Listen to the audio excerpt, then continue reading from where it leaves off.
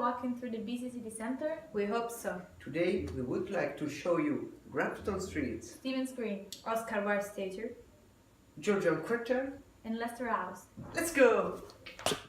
And now it's time to give the girls some healthy shopping on Grafton Street, which along with Henry Street are known as the main shopping streets. Numerous shops, fast foods and bars line the street where you have the opportunity to buy expensive but also cheap things. But it's also the perfect location for street singers and dancers.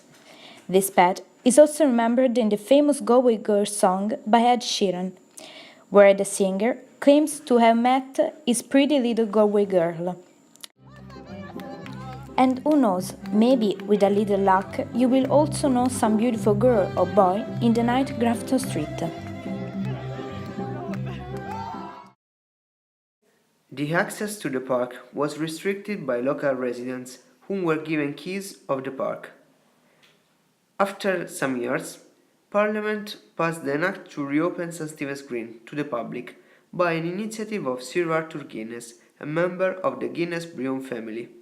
He later paid for the laying out of the park in its current form and gave it to the Dublin Corporation. Today, the park is a peaceful place where people go relaxing, jogging and having their lunch. A small lake hosts ducks and swans, and close to this one, there is a nice ornamental gazebo where you can take some pictures.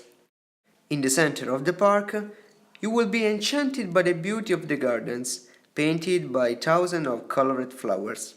About historical memorials, you can find the Fusiliers Church, a bust of James Joyce, a memorial to the Great Famine, and many other statues. This work was erected at the corner of Marriott Square Park in 1997 and consists of 3 pieces, the stone sculpture of Wilde and 2 pillars with a bronze statue on top of each. Wilde is wearing a green jacket with a pink collet, long trousers and a shiny black shoes, and is showing an unusual two-sided expression on his face, depicting both joy and sadness, which earned the statue the nickname the Queer with the Leer. Osborne, the sculptor commissioned by the Guinness Island Group to realize this memorial, used complementary polished textured color to create this lifelike pose of the writer sitting on a top of rock of white quartz from the Wicklow Mountains. He wanted to depict Wilde's love of beautiful objects, including stones, as well as his colorful personality. There are 2 pillars that accompany the statue, and they're both covered in quotations from Wilde's writing. At the top of the pillar, you will see 2 small bronze sculptures. One is a pregnant woman, who is Oscar Wilde's wife, Constance, and represents the theme of life.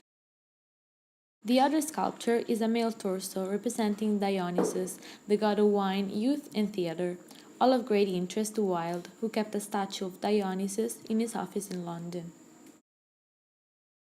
The city has acquired an elegant architectural style that distinguishes it in the 18th century, a style called Georgian because it developed between 1714 and 1830 during the reign of 4th King George of England. During the 18th century, Dublin grew rapidly, both in size and in population. The medieval walls are destroyed and the construction of wide streets, squares and the residential areas begins. This was a period of success for the city, as evidenced by the grandeur and the architectural quality of public and private buildings at that time. The Georgian Gate is a well-known welcome symbol in Dublin and probably the most well-known element of the Georgian style. There are plenty of colorful Georgian doors in Dublin, many of which still have their original brass fittings. The bright colors that characterized them were indeed to express the individual taste of the owners of the residences, in contrast with the strict rules of the architectural style of the time, and in ancient times it also had another function. When the owners of the dwellings came back drunk from the parties, thanks to the bright colors of these doors, they could recognize their own. Pay attention to this interest in particular. The windows are always smaller from the base to the top. This is due to the taxes on the windows there were during Georgian period, so the higher floors were occupied by the dependents of the house and the poorer people, while the owners of the house lived in the lower floors. The Leinster House, originally the city residence of the Fitzgerald family, Dukes of Leinster, and now home to the Irish Parliament, overlooks Merrion Square and seems to have inspired the White House project in Washington.